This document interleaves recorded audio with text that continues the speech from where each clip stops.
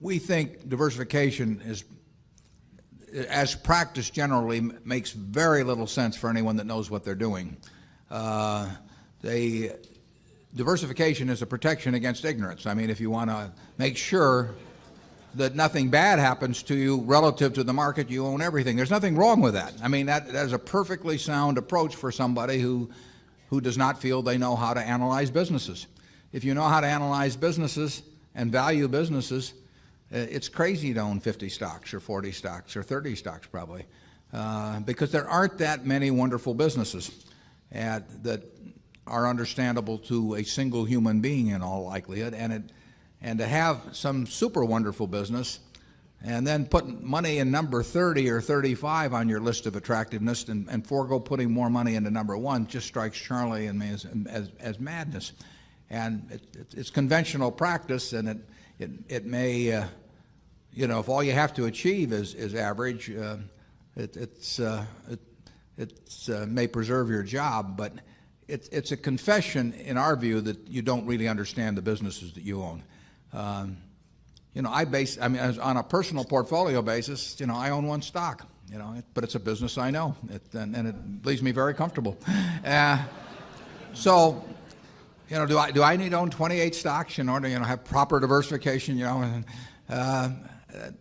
be nonsense. And within Berkshire, I could pick out 3 of our businesses, and I would be very happy if they were the only businesses we owned and I had all my money in Berkshire. Now, I love it, the fact that we can find more than that and that we keep adding to it. But 3 wonderful businesses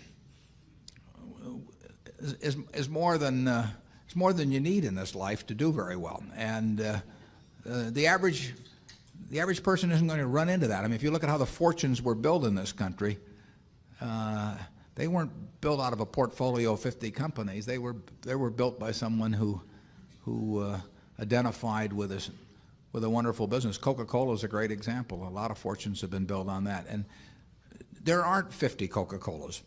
There aren't 20. If there were, it'd be fine. We could all go out and diversify like crazy among that group and get results that would be equal to owning the really wonderful one. But you're not going to find it. And the truth is, you don't need it. I mean, if you have a really wonderful business, is very well protected against the vicissitudes of the economy over time and competition. I mean, we're talking about businesses that are resistant to effective competition, and 3 of those will be better than 100 average businesses, and they'll be safer, incidentally. I mean, there is less risk in owning 3 easy-to-identify wonderful businesses than there is in owning 50 well-known big businesses. And it's amazing what has been taught over the years in finance classes about that. But I can assure you that